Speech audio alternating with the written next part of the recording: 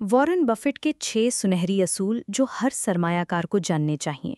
सोचें, आप दुनिया की सबसे कामयाब कंपनियों में से एक बर्कशायर हैथवे को तकरीबन 50 साल चला रहे हैं। 4 अलग अलग बार ऐसा वक्त आता है कि कंपनी को स्टॉक अचानक आधे से भी कम हो जाता है।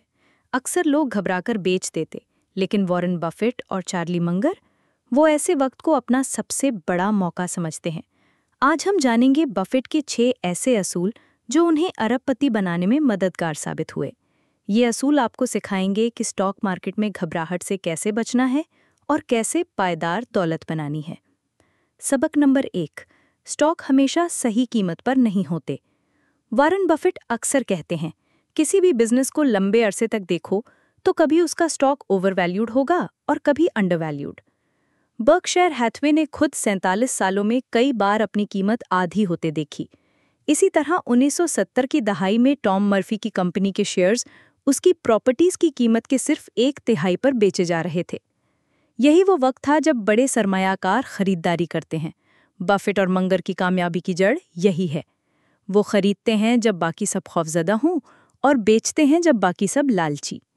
एक मिसाल, 2008 के माली बहरान के दौरान जब हर कोई स्टॉक मार्केट से भाग रहा था, बफेट ने खामोशी से अरबों डॉलर की सरमायाकारी की, जिससे बाद के सालों में बड़े मुनाफे मिले। सबक नंबर 2, मिस्टर मार्केट को अपना नौकर समझो। बेन ग्राहम, बफेट के उस्ताद, ने द इंटेलिजेंट इन्वेस्टर में एक तस्वुर दिया। मिस्टर मार्केट आपका पार्टनर है जो रोजाना आपको खरीदने या बेचने की ऑफर देता है। कभी वो खुश होकर गैर हकीकी महंगी कीमतें देता है और कभी मायूस होकर बहुत सस्ता बेचता है। बफेट का असूल, मिस्टर मार्केट आपका नौकर है, मशीर नहीं। आपका काम सिर्फ ये देखना है कि कब कीमतें हकीकत से इतनी दूर हैं कि खरीदना या बेचना मायने रखता है। बाकी वक्त सब्र और खामोशी। सबक नंबर 3, खबरों को नज़रअंदाज करें, बिजनेस की कद्र देखें। बफेट और मंगर ने कभी अपने फैसले आलमी खबरों पर नहीं बनाए।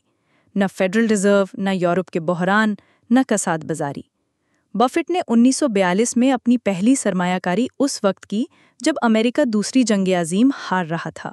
वो वक्त जब हर कोई खौफजदा था, स्टॉक सस्ते थे और बफेट ने खरीदा। 2008 में माली बहरान के दौरान भी वही सोच। खबरें शोर हैं, असल कीमत खामोशी में छुपी है। बफेट का कहना है कि जब कंपनी मजबूत हो और कीमत मुनासिब तो खरीद लो, चाहे सुर्खियों में कुछ भी हो रहा हो। सबक नंबर 4, पहले अपनी सुरक्षा फिर तरक्की।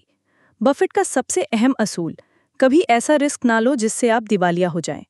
वो हमेशा अतिरिक्त लिक्विडिटी रखते हैं, करीबी कर्जों से बचते हैं और अपनी कंपनी को इस पोजीशन में रखते हैं कि कल भी सरमायाकारी जारी रख सकें।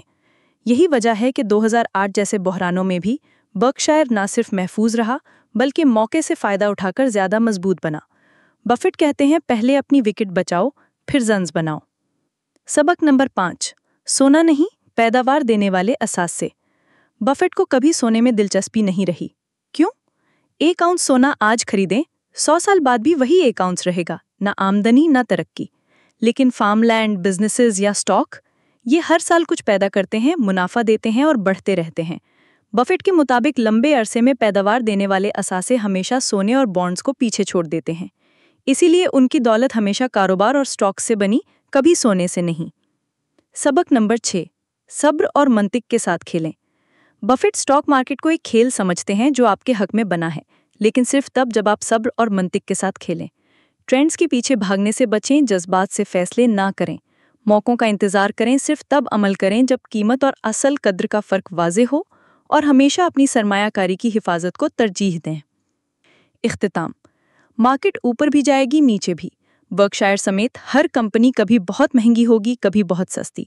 लेकिन अगर आप बफेट की तरह सोचें, मिस्टर मार्केट को अपना नौकर समझें, बिजनेस की असल कद्र पर ध्यान दें और सब्र से सही वक्त का इंतजार करें, तो आप हर मार्केट में जीत सकते हैं, चाहे खबरें कुछ भी कहें। आप इन असूलों में से कौन सा पहले से फॉलो करते हैं और कौन सा अपनाना सबसे मुश्किल लगता है? कमेंट्स में बताएं और ऐसे मजीद माली राज जानने के लिए वीडियो को लाइक, शेयर और सब्सक्राइब जरूर करें।